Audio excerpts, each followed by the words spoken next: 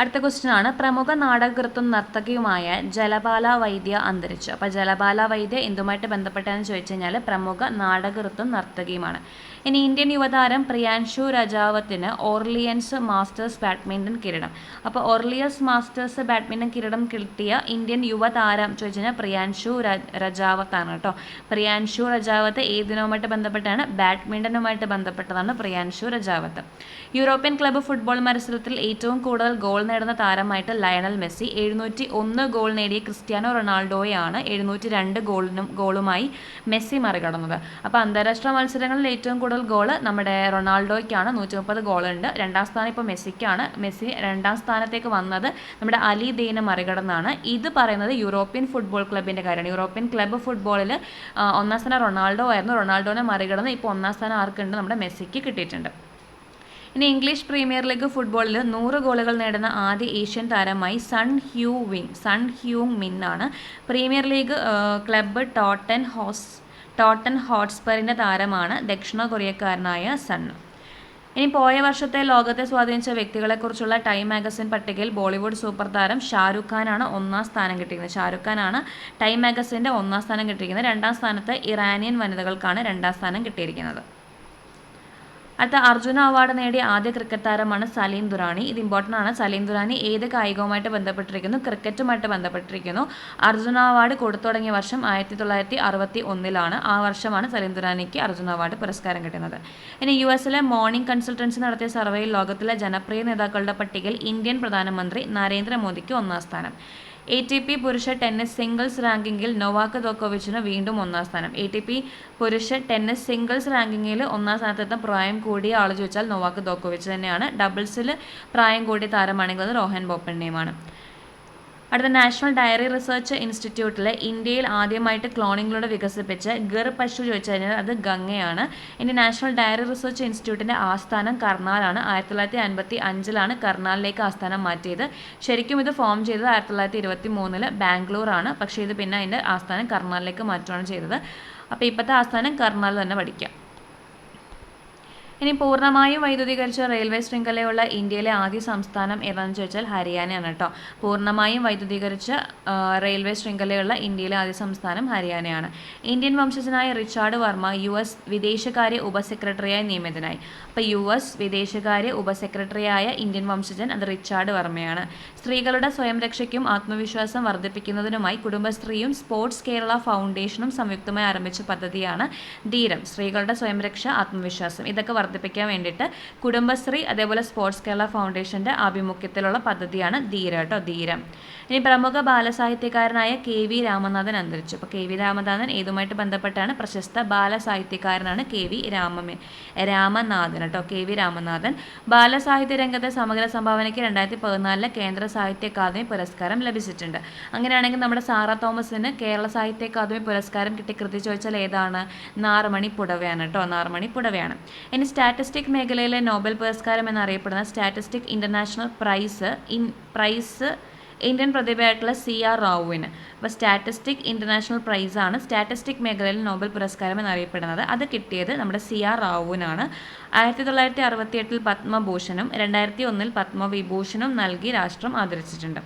ഇനി doctor BR Ambedkar national universal excellence award കിട്ടിയ സാഹിത്യകാരനാണ് George Onakkoor കേട്ടോ. നമ്മുടെ BR അംബേദ്കറിൻ്റെ പേരിലുള്ള പുരസ്കാരം കിട്ടിയത്, BR അംബേദ്കറിൻ്റെ പേരിലുള്ള യൂണിവേഴ്സൽ എക്സലൻസ് അവാർഡ് കിട്ടിയത് ജോർജ് ഓണക്കൂറിനാണ്. സ്റ്റാറ്റിസ്റ്റിക്സ് നമ്മൾ പറഞ്ഞു CR റാവുവാണ്. ഇനി കേന്ദ്ര ഊർജ്ജ മന്ത്രാലയത്തിന് കീഴിൽ ബ്യൂറോ ഓഫ് എനർജി എഫിഷ്യൻസിയുടെ 2021-22 സംസ്ഥാന ഊർജ്ജശേഷി സൂചികയിൽ കേരളത്തിന് മികച്ച സ്ഥാനം എന്നേ പറയുന്നുള്ളൂ. എനിക്ക് തോന്നുന്നു റാങ്കിങ് ഉണ്ടെന്ന് തോന്നുന്നു, പക്ഷേ ഇതിൽ മികച്ച സ്ഥാനം എന്നാണ് പറയുന്നത്.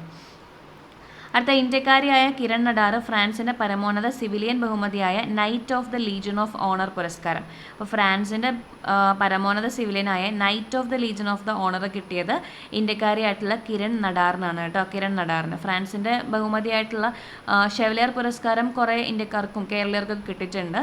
അതുകൂടാതെ നമ്മുടെ night of the legion of owner കിട്ടിയ ഇന്ത്യക്കാരി ചോദിച്ചാൽ കിരൺ നടാറാണ്.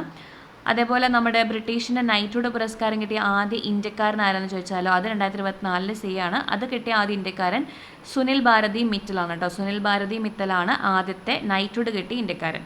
ഇനി ഐക്യരാഷ്ട്രസഭയുടെ UN സ്റ്റാറ്റിസ്റ്റിക്കൽ കമ്മീഷനിൽ ഇന്ത്യക്ക് അംഗത്വം 2024 ജനുവരി 1 മുതൽ 4 വർഷത്തേക്കാണ് അംഗത്വം. അപ്പോൾ ഈയിടയ്ക്ക് ഇന്ത്യ അംഗമായ ഐക്യരാഷ്ട്രസഭയുടെ കമ്മീഷൻ ചോദിച്ചാൽ അത് UN സ്റ്റാറ്റിസ്റ്റിക്കൽ കമ്മീഷൻ കേട്ടോ. അടുത്തിടെ ഇന്ത്യ അംഗമായിട്ടുള്ള UNന്റെ സ്റ്റാറ്റിസ്റ്റിക്കൽ കമ്മീഷനാണ്. 2024 ജനുവരി 1 മുതൽ 4 വർഷം, അതുപോലെ കാലാവധിയും ചോദിക്കാം, 4 വർഷത്തേക്കാണ് ഇന്ത്യക്ക് UN സ്റ്റാറ്റിസ്റ്റിക്കൽ കമ്മീഷനിൽ അംഗത്വം ലഭിച്ചിരിക്കുന്നത്.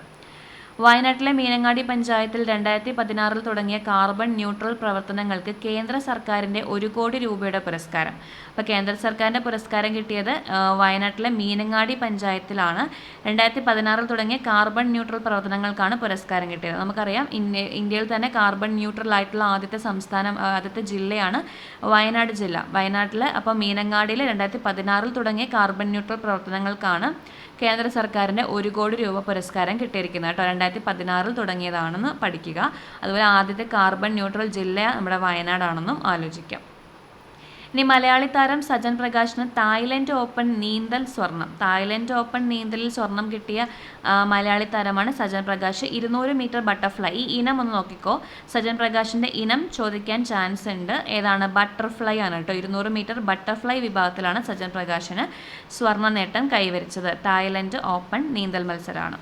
ഇനി 2023 ദേശീയ പഞ്ചായത്ത് അവാർഡിൽ മികച്ച നേട്ടം കൈവരിച്ച കേരളത്തിലെ 4 പഞ്ചായത്തുകൾ. അതിൽ മികച്ച ശിശു സൗഹൃദ പഞ്ചായത്ത് ചെറുതന ആലപ്പുഴയാണ്. വെരി ഇമ്പോർട്ടൻ്റ് ആണ്. 2023 ദേശീയ പുരസ്കാരം, ദേശീയ പഞ്ചായത്ത് അവാർഡ് മികച്ച നേട്ടം കൈവരിച്ച കേരളത്തിലെ 4 പഞ്ചായത്തുകളാണ്.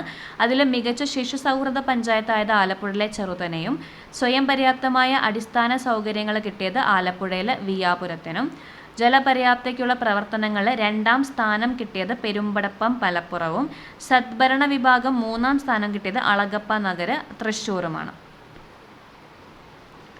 അടുത്തത് Kerala shipping and inland navigation corporation ആരംഭിച്ച ഡബിൾ ഡെക്കർ സോളാർ ടൂറിസ്റ്റ് ബോട്ടാണ് സൂര്യാംശു കേട്ടോ. Kerala shipping and inland navigation corporation ആരംഭിച്ച double decker solar tourist boat ചോദിച്ചാൽ അതാണ് സൂര്യാംശു. ഇനി ഡയറക്ടർ ജനറൽ ഓഫ് നേവൽ ഓപ്പറേഷൻസായി വൈസ് അഡ്മിറൽ അതുൽ ആനന്ദ് ചുമതലയേറ്റു. ഡയറക്ടർ ജനറൽ ഓഫ് നേവൽ ഓപ്പറേഷൻസിൻ്റെ വൈസ് അഡ്മിറലാണ് ആര്? അതുൽ ആനന്ദ് കേട്ടോ. Director general of naval operations vice admiral. Bhutan രാജാവ് ജിഗ്മേ ഖേസർ നാംഗോയൽ വാങ്ചുക്ക് ഇന്ത്യയുടെ ഔദ്യോഗിക സന്ദർശനം. ഭൂട്ടാൻ്റെ രാജാവ് ചുമ്മാ നോക്കിക്കോ, ജിഗ്മേ ഖേസർ നാംഗേൽ വാങ്ചുക്ക് ഇന്ത്യയിൽ സന്ദർശിച്ചു, അതിൻ്റെ പേരാണ് കേട്ടോ. ഇനി യൂറോപ്യൻ ബഹിരാകാശ ഏജൻസിയുമായി ചേർന്നുള്ള ISROയുടെ വിക്ഷേപണ പദ്ധതിയാണ് പ്രോബ് 3 മിഷൻ. ഇപ്പോൾ പ്രോബ് 3 മിഷൻ ആരുമായി ചേർന്നുള്ള പദ്ധതിയാണെന്ന് ചോദിച്ചാൽ നമ്മുടെ ISROയും യൂറോപ്യൻ ബഹിരാകാശ ഏജൻസിയുമായി ചേർന്നുള്ള പദ്ധതിയാണ് പ്രോബ 3 മിഷൻ. അപ്പോൾ ലൂപെക്സ് ആരൊക്കെ തമ്മിലുള്ള പദ്ധതിയാണെന്ന് ചോദിച്ചാൽ ലൂപെക്സ് അത് ISROയും ജാക്സ എന്ന് പറയുമ്പോൾ ജപ്പാനും ഇന്ത്യയുമായിട്ട് ചേർന്നുള്ള ബഹിരാകാശ പദ്ധതിയാണ് ലൂപെക്സ് എന്ന് പറയുന്നത്. അത് നമ്മുടെ ഗഗൻയാൻ പദ്ധതിയുമായിട്ട് ബന്ധപ്പെട്ട ഒരു പദ്ധതിയാണ് കേട്ടോ. ലൂപെക്സ് ഗഗൻയാനുമായിട്ട് ബന്ധപ്പെട്ടാണ്.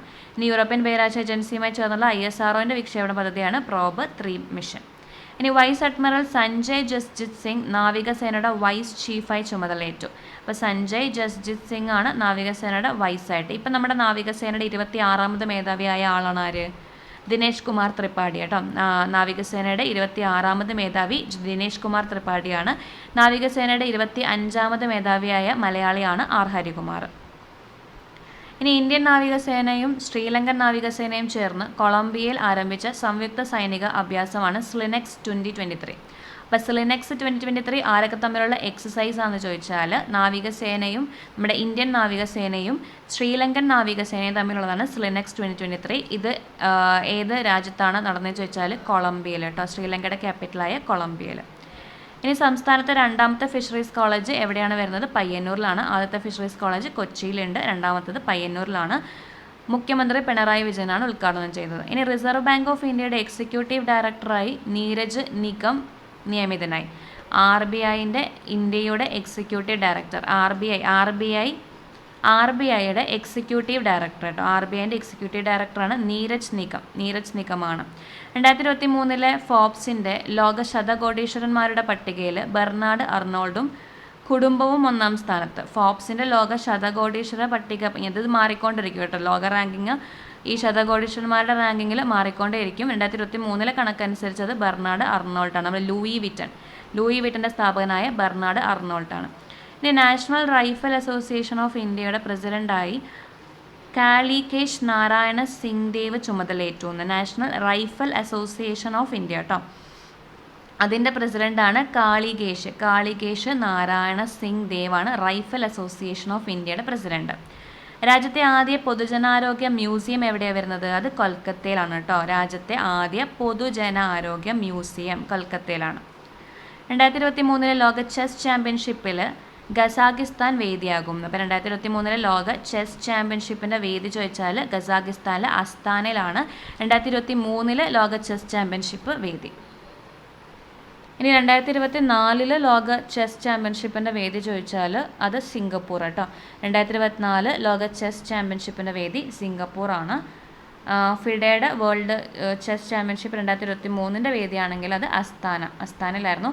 ഡിങ് ലിറനാണ് അതിൽ വിജയിയായത് കേട്ടോ. ചൈനക്കാരനായ ഡിങ് ലിറനായിരുന്നു അതിൽ വിജയിയായത്. അടുത്ത വോളിബോൾ ഫെഡറേഷൻ ഇന്ത്യയുടെ പ്രസിഡൻ്റായിട്ട് അച്യുത സമന്ത തിരഞ്ഞെടുത്തു. ഇത് PYQ ആണ് കേട്ടോ. വോളിബോൾ ഫെഡറേഷൻ ഇന്ത്യയുടെ പ്രസിഡന്റ് ആരാന്ന് ചോദിച്ചാൽ അച്യുത സമന്തയാണ്. ഇനി ലോകത്തിലെ പുതിയ പൊതുഗതാഗത സംവിധാനമുള്ള നഗരങ്ങളുടെ പട്ടികയിൽ മുംബൈ നഗരം ഇടം പിടിച്ചു. ലോകത്തിലെ മികച്ച പൊതുഗതാഗത സംവിധാനമുള്ള നഗരങ്ങളിൽ പട്ടികയിൽ ആരുണ്ട്? മുംബൈ നഗരം ഇടം പിടിച്ചു. ലോകത്തിൽ തന്നെയാണ് കാര്യം പറയുന്നത്. ഓക്കെ, അപ്പോൾ അടുത്ത ക്ലാസ്സിൽ കാണുന്നവരെ എല്ലാവർക്കും ബൈ.